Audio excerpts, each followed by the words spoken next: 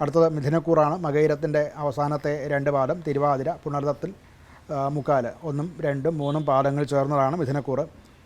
അവരുടെ ജോലി അല്ലെങ്കിൽ കർമ്മഭാവത്തിൽ ഭാഗ്യസ്ഥാനത്ത് ബുധശുക്ര യോഗമുണ്ട്. ലഗ്നത്തിൽ ഗുരുവാണ്. ഇവർക്ക് ഒരു നല്ല സമയം തന്നെയാണ് ഇപ്പോൾ ഉള്ളത്.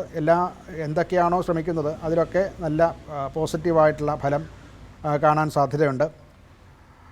വിദേശ ബന്ധങ്ങൾ, വിദേശത്ത് ജോലി ചെയ്യുക അല്ലെങ്കിൽ വിദേശവുമായിട്ട് കച്ചവടം അല്ലെങ്കിൽ അങ്ങനെയുള്ള ബിസിനസ്സൊക്കെ ചെയ്യുന്നവർക്ക്, അതുപോലെ ഓൺലൈൻ വ്യാപാരങ്ങളോ ഓൺലൈൻ പഠനങ്ങളോ ഒക്കെ നടത്തുന്നവർക്ക്, നിയമ മേഖലയിൽ ജോലി ചെയ്യുന്നവർക്ക്, അതുപോലെ തന്നെ ട്രെയിനിങ് മുതലായിട്ടുള്ള ജോലികൾ ചെയ്യുന്നവർക്ക് ഒക്കെ ഉന്നതമായിട്ടുള്ള വിജയം ഈ ഒരു കാലഘട്ടത്തിൽ ഉണ്ടാകുന്നതാണ്.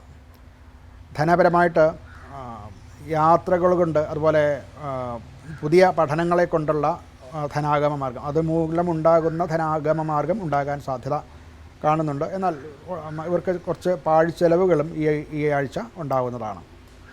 ആരോഗ്യപരമായിട്ട് മറ്റു രോഗങ്ങളൊന്നും ഇല്ലാത്ത ഒരു കാലമായിരിക്കും. വളരെ ഉത്സാഹത്തോടു കൂടി കാര്യങ്ങൾ ചെയ്യാൻ സാധിക്കും. ആത്മവിശ്വാസം വീണ്ടെടുക്കാൻ സാധിക്കും. കുടുംബത്തിൽ ഒരു സമാധാനം, സന്തോഷം ഒക്കെ ഉണ്ടാകും. എന്നാൽ തന്നിൽ മൂത്ത ആൾക്കാരുടെ, അച്ഛനമ്മമാരോ അല്ലെങ്കിൽ കാരണവന്മാരായിട്ടുള്ള ആൾക്കാരുടെ ചില വിരോധം ഉണ്ടാകാൻ സാധ്യതയുണ്ട്. അവരുടെ ഉപദേശം തേടേണ്ടതാണ്. മറ്റുള്ള കുടുംബാംഗങ്ങളുടെ വിരോധം ഉണ്ടാകാതിരിക്കാനും ശ്രദ്ധിക്കേണ്ടതാണ്. പരിഹാരം എന്നുള്ള നിലയ്ക്ക് തുളസി പരിപാലനം വളരെ നല്ലതാണ്. അതുപോലെ തന്നെ നരസിംഹ ക്ഷേത്രത്തിൽ പാനകം മുതലായിട്ടുള്ള വഴിപാട് കഴിക്കുന്നതും വളരെ നല്ലതാണ്. രാവിലെ സമയത്ത് ചെയ്യാൻ പ്രത്യേകിച്ച് ചെയ്യാനുള്ള പ്രവർത്തനങ്ങളൊക്കെ രാവിലെ സമയത്ത് ചെയ്യാൻ ശ്രമിക്കേണ്ടതാണ്.